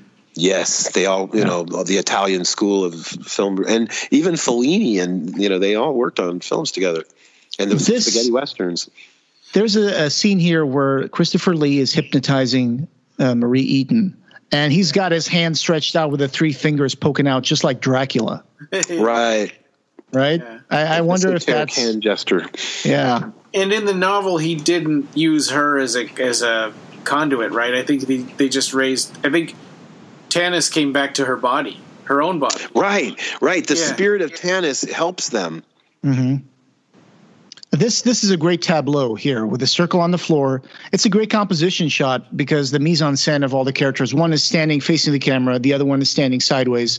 Then Christopher Lee is in the center of the the circle, and he starts doing these hand gestures to my side, Raphael, to my other side, Gabriel. Right. Yeah, those are the angels. Those are the archangels' names. Yeah, which are 7 or something. But he said in the commentary track that he just he came up with the gestures himself. He doesn't know anything about any rituals. He just was coming up with something that looked right, looked cool, theatrical wise. Yeah. Yeah, I love stuff like that. Like all my life, with all the horror movies I've ever seen, whenever somebody does something cool, like how Brad Dourif, is chewing the cedary and in Legion, is that? When he says this with blood, I summon the. I'm wondering if they're. I think he cuts somebody. They have a knife, and I think he cuts himself or something for a little blood. Just maybe in the book, yeah. And Terrence Fisher, of course, great director. I mean, this was him at his prime. Oh, no. Yeah, it was toward the end of his career. Yeah, he adapted some of the great Universal monster. I mean, not Universal, Dracula, but for Hammer. Yeah. The Curse of Frankenstein, The Horror of Dracula, and The Mummy back in the 50s for Hammer. Which Universal wasn't happy about that, but I think when you see these movies from the 50s, they made them scarier than the Universal ones from the 30s. Some people prefer it's a different era. I mean, I love the originals. I love the classic black and white 30s films, but I do love the Hammer stuff too. And I think it has a lot to do with color. The fact that they could use red blood, and the fact that they could use lots of cleavage, like flesh and skin. Oh, man. A whole new era, the 60s, the 70s. The Hammer ladies, Carolyn Monroe and, Ingrid Pitt. Yes. Veronica Carlson, these ladies, forgettable. They were the poster childs of many a boy. Yeah. And of course Christopher Lee as the monster of Frankenstein is just so scary. That makeup is just so disgusting. You feel sorry for Karloff, but you feel disgusted by Christopher Lee's Frankenstein monster. It's just get him away from me. He's got the rotten teeth. Nina happens to be a big fan of Christopher Lee. Like ever since she was like 13, she's like had a big crush on him. All the way to Saruman. I've also been very partial to Cushing. Me too. I love Cushing's character sometimes more than Christopher Lee's performances, because just Cushing is so. He's so handsome and so charming, and so even when he plays in Star Wars, when he plays Grand Moff Tarkin. Yeah, Grand Moff Tarkin, and he's just perfect. I'm just so glad that he got to be in that movie. His personal life was his personal life was a little sad after his wife died. It really put him into a depression, and he in an interview. Yeah, he said he was going up and down stairs trying to give himself a heart attack, and it's like, that's sad. Yeah. But But I love him, like in Tales from the Crypt. You see him play a zombie in Tales from the Crypt. He comes back from the dead with one. His eyes are all hollowed out like a skull. That famous makeup. He had that bony face. It was just so good. Yeah. They made him look like a skeletal skull coming back from the grave. So Tanis revealed that she can't go into the winged serpent, which is guarding the place where they have the little girl. And Rex remembers, hey, I saw that house with all the with the voices. Gate. There's a gate with a ball with a winged serpent on it. So that's a pretty big shortcut, for what happens in the novel, which is good because that would have taken forever if they'd gotten in an airplane and flown to Paris. Yeah, Paris and then Greece and stuff. Yeah. I mean, it works, but at the same time, it's like, we don't know where Makata is. Oh, he's in his house. Okay. Yeah. I mean, they just go to his house. The psychic connection. Yeah. That's the part that I think is a little laughable. But, when you're watching the movie, you don't get that stuff. You're just like, hey, Yeah. Yeah, so. The Gar Lady's house. Oh, is it? Okay. So, whose house is it? This is the lady that smokes cigars. The Duchess. The Duchess's house. I'm sorry. It's when he chased her to car chase. Yeah, it's where they met, where they have their temple and where they do the ritual. So right. Oh, which, by the way, great art direction on all this decoration and stuff. It's just so good. Makata. And of course, Simon is going to sacrifice himself. He's like, well, you wanted me. Here I am. Let the girl go. And then it's like, no, I think I'll keep both of you. Yeah, it's like, you're stupid. It's like you just walked into the lion's den, and now he has no reason to let the little girl go, you idiot. Yeah. I like it when a guy goes into the temple of the villain for the final showdown, and the villain is there surrounded by everybody just standing there. Like, how long are they standing there? Are they waiting for someone to show up, or, you know? Maybe they were. Yeah, maybe they might all be hypnotized. One of the things about this movie that's crazy, though, is the fact that Simon lives. You know, that he's an idiot. Like, why from the beginning of the movie, why in the hell was he getting involved with this stuff in the first place? Yeah, right. That's a big question. Yeah, it's like, if you know about this stuff, if you're so friendly with Richleau and Rex and stuff, how come nobody realized that you were like putting a big circle with a goat head on your foot? Yeah, you're putting your toe in, you know, dipping your big foot in this stupid, you know, whole mess, you know? Because I could understand him being under the charm or under the spell of Mokata, but him making that huge observatory and putting all that stuff in his house, that's something else. Right. Actually, he bought that house like that. Like, in other words, he used to live at the club. And when that guy lands in the plane, when Rex lands in the plane, the first thing Rex says to, you know, Richleau is, so shall we go to his club, you know, to pick him up? You know, and he's like, no, he's bought a house. And he's like, what? What does he need a house for? You know, it's like he never was married. He didn't have a family. He was one of those British men that lived out of their club. That idea of the club is so aristocratic. Sherlock Holmes, you know. Yeah. It's just like a frat house for rich English guys. Exactly. Where they didn't have to worry about their laundry or cooking or anything, you know. They would sit there, and Jeeves would show up with his newspaper and his cup of coffee, and he's like, oh, thank you, Jeeves. I got my three-piece suit, and I'm going to sit at the club, and I'll bring a lady tonight. And it's like, oh, okay. Yep. And then, you know, he buys this ginormous mansion with grounds and everything way outside of London, you know. Yeah, and in the novel, they're like, he's like, he said he wanted a garden, and they're laughing at him like, what is he going to do with a garden? Why would he want a garden? Yeah. He had never had any interest in anything like that, you know. And, you know, these three characters have 10 other books that they're adventuring through, and a lot of it takes place in Russia. So I'm curious. I'm going to go and look up some of those books and find out, you know, what kind of adventures they had, you know. Like before this one or after? Yeah, before. Like, in other words, one of the things that Richleau talks about is how he's older than the other two, and that he feels fatherly toward them, and that the one time that Rex was trapped in Russia and that he had to like drop what he was doing, like he was in retirement or something. He had to stop what he was doing and go to Russia to rescue him. And they had an adventure, you know, where they got out of Russia, you know. There's some good attention to detail on the altar there. You see the black candles, which are a staple of the Black Mass as well, and satanic rituals. And Nina said something about there's that same ball with the dragon, you know, or snake type winged creature sort of thing that's on the gate is inside here where the altar area is as well. Yeah, they're like incensers. They're just releasing the smoke into the room, making it more, you know. That's another nice art direction touch. Those things, you know, like did they have those made for the film or, you know, what? And they have the exact same symbol on the floor as in the observatory. I like that Rex goes postal here immediately after Richleau. So the guy Rex with the red belt is he that servant with the yellow eyes? Yes. It looks different. I understand they're in there punching it up right now. I think he only looks different because of his eyes, but maybe. Yeah. Don't look at his eyes. Yeah. So that would be like his familiar, right? Because people, when they're Satanists, they would have a little demon that would be their familiar, and sometimes it would take human form.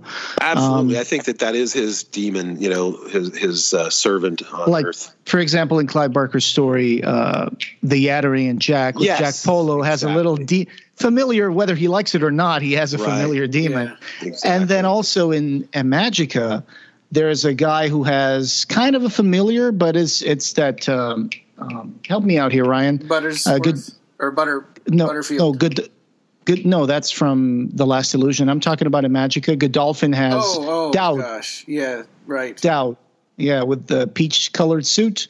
He's kind of like a familiar, even though he's just a creature of the Magica, but he's a guy who does his dirty work, and he's like more than human, right? So I think of him also like as a Renfield. Like, in other words, Makata stays in all day, and this guy goes out and does all his shopping and stuff. Yeah, yeah.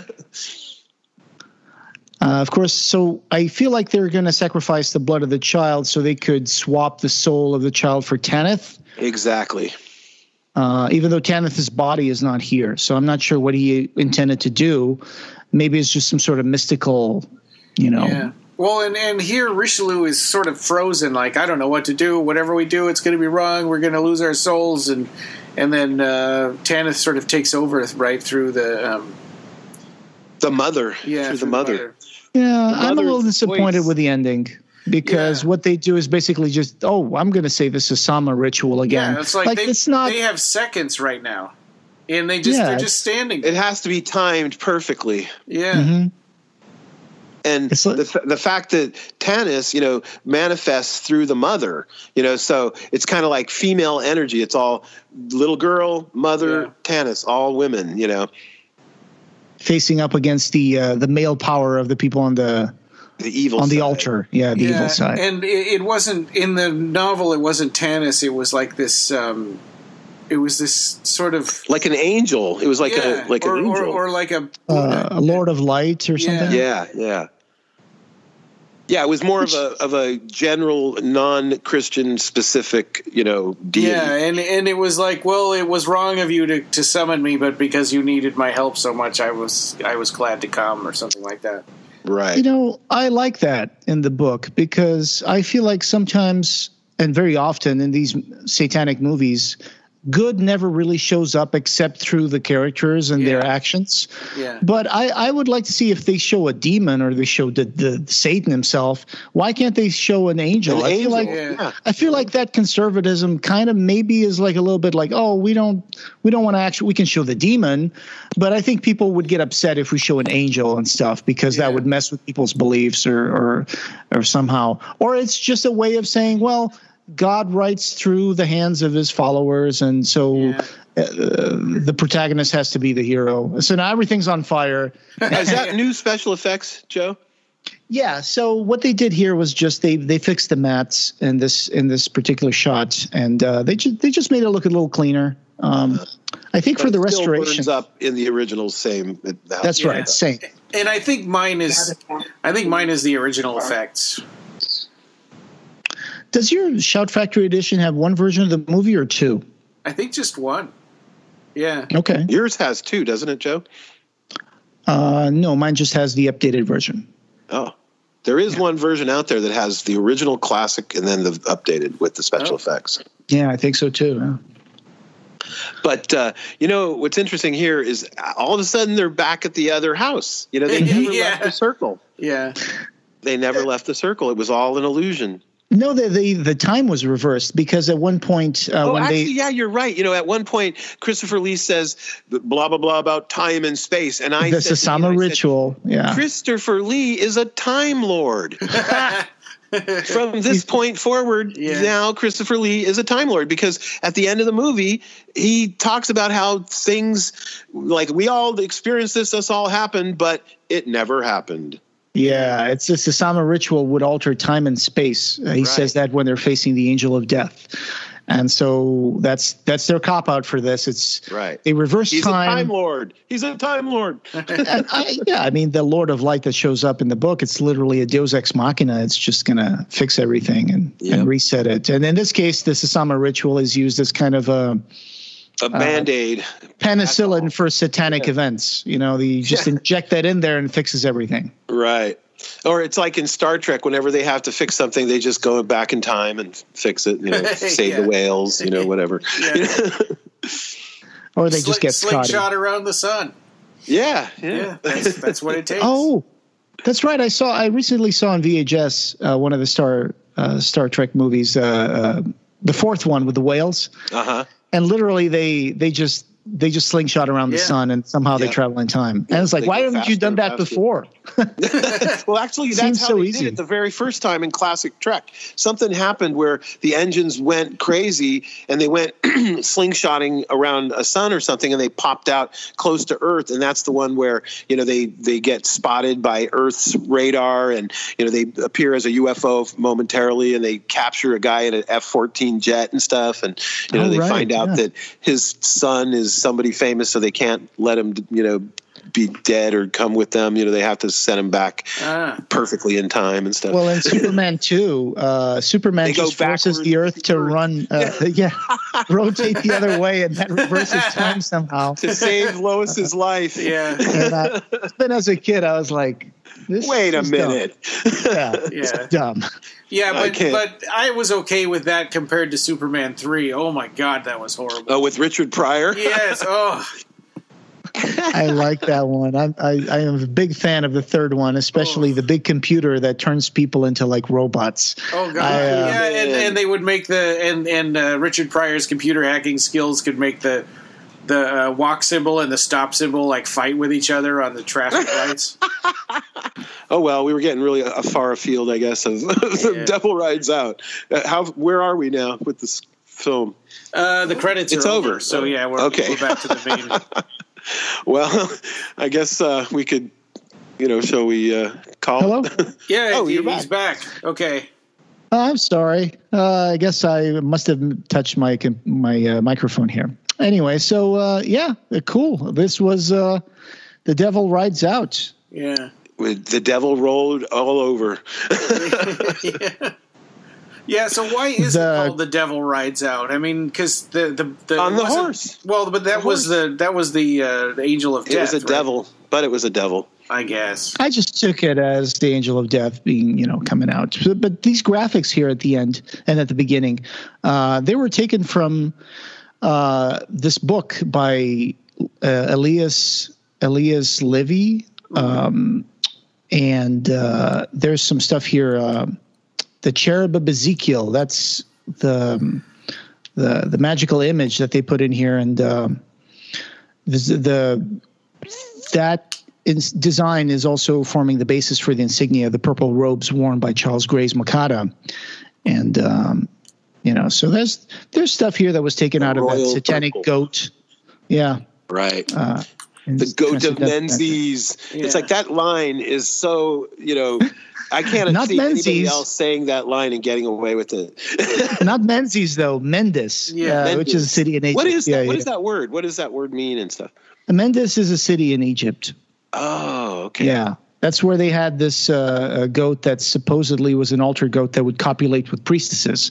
I mean, that's it's not known whether that's true or, you know, just another legend. I mean, there's a lot of stuff that people would come up with against other religions. Sure.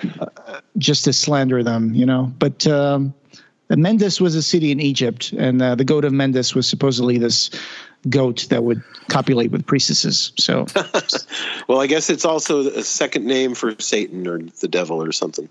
Yeah. That's all a big mixture. In the 1800s onwards, they just started creating this weird satanic lore that, and in the 60s and 70s, they created the Wiccan paganism brand of, you know, rituals and stuff. So, like you said, a lot of this stuff is not. It was never really a formed religion. It was just a bunch of superstitions that sometimes would just end up becoming part of general culture, and then other people would just co-opt them into oral histories and things like that, where they pass it down and stuff. So, it was an interesting film. I think it worked out for me. It's not particularly scary. But what do you think Clive's, you know, what kind of influence might it have had on Clive? Just a fun film to watch, or do you think it ever, you know, the esoteric stuff seeped in? And well, it's Hammer horror, so I think it's very British, and it's got the Baphomet, which he would eventually put into Nightbreed. So I'm not sure. I mean, we'd have to look into see if there's any quotes from Clive Barker about this movie. Unfortunately, it doesn't seem like there are any either on Revelation. I'll ask Pete, because Pete was really good friends with him and knew him well. And sure. I wonder if Pete was much influenced by Dennis Wheatley as well. Well, I mean, in 68, Yeah, I was just going to say, in '68, Clive was 16, so these were formative years for him watching cinema, I guess. Absolutely. Well, and also, if you look at the Books of Blood, like Harry D'Amour versus the Gulfs, it's kind of similar, Oh yeah, I can totally see how Harry D'Amour is very, like de Richleau, Yeah. Very similar characters. They're both esoteric and knowledgeable about the occult. Except for D'Amour is reluctant. Right. I think Richleau is too. It's like the only reason why he got involved in it this time was because his friend's soul was at stake. Yeah. Like he was just minding his own business. They were just going to have a nice dinner. Like once a year they get together and have a dinner. And Rex is a guy who goes racing cars and flying planes, and they were all I believe they were in World War I together or something as well. Well, and Harry D'Amour, all he wants to do is sleep in until 2 p.m. That's because he's hungover. You don't drink, so you wouldn't understand. But my DVD has a few bugging you all day and all night. Oh, sure. I mean, you just want to pound drunk a few. Forget about it. Shots of whiskey, and my Blu-ray also had some interesting things. It had The Power of Light, which was a featurette about the restoration, where they said they restored this from a 4K scan of the negative, and then the movie was released as a 2K restoration. There was a little featurette, Dennis Wheatley at Hammer, which talks about some of the other adaptations that they did. So Ryan, don't forget to watch. Yeah, because they did the Sargasso Sea one. What was it called? The Lost Continent. Yes, they did the Lost Continent. With giant crabs. You might enjoy that. Which I really like. I mean, if you get a chance, if either of you haven't seen it, watch it. I'm putting it on my list. Yeah, I'm putting it on my list. And then there was a Black Magic documentary, Making of The Devil Rides Out, which is so interesting. It's these BBC things, and when they interview these people, British people, Americans. This might sound unfair, but I think Americans, when they do making ofs, they like to talk more in vague terms about the production, and they like to talk about how they wanted the movie to be seen and how they wanted the movie to be experienced. But British people get really technical, and they talk I agree. They talk a lot about how they did things, and it's like, there's 3 layers to this, and I'm more interested in technical stuff too. Yeah. Yeah, so that's my impression at least. I noticed that a lot of American actors and stuff, when you talk to them, they get all actory about it. They're starting to talk about, like their method, or the Lee Strasberg School, or some actor talk stuff. And sometimes even special effects. And sometimes even special effects guys say, well, how this came about is I talked to this guy, and this producer who came to me and he said, let's do this. Blah, blah, blah, But sometimes these British guys are like, oh, okay, yeah. Well, you see, here I have 3 elements. And I did this in optical, and I put this one in post, and then I did this, and my daughter helped me do this and that.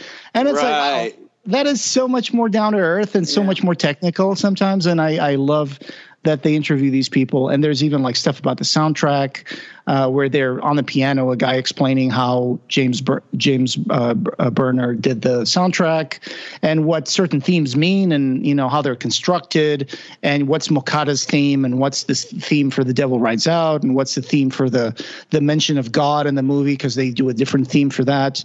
So that how they construct the movie, and I'm really glad. The music is really good. It's like here I'm experiencing movies now in a whole new way. Everything is just audio for me, and the music is great. It's like I wasn't noticing the music as much before I was blind, although I'm a big fan of soundtracks and I have a big collection of them and stuff. But I really like this music, and I think that it's very akin to the Dracula music, the Hammer Dracula music. Sure, yeah.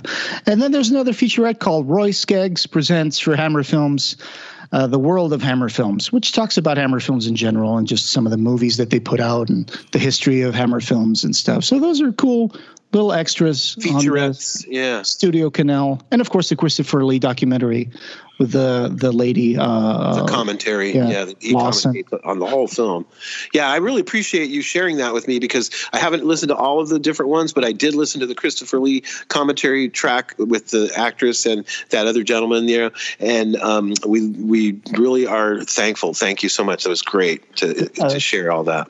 Yeah. So what's up next, Ryan? We are going to have more news episodes. We're going to be continuing on with the final couple of episodes on the Imaginer series. We've got Imaginer 7 and 8 coming up. We'll be talking. Those are great, by the way, you guys. Oh, thank you. Congratulations. Yeah, they're beautiful.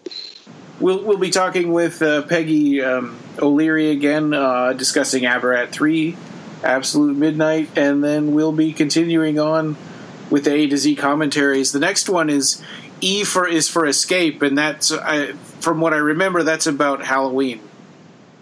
Oh, cool. You know, the John Carpenter. The movie. Yeah, the movie Halloween. Excellent. One of my favorites. Looking forward to that. Yeah, so then that was there's like so many versions of that, right? Because if you buy there's the if classic, you buy the one the that original. has the TV edits put back in, don't they also censor it?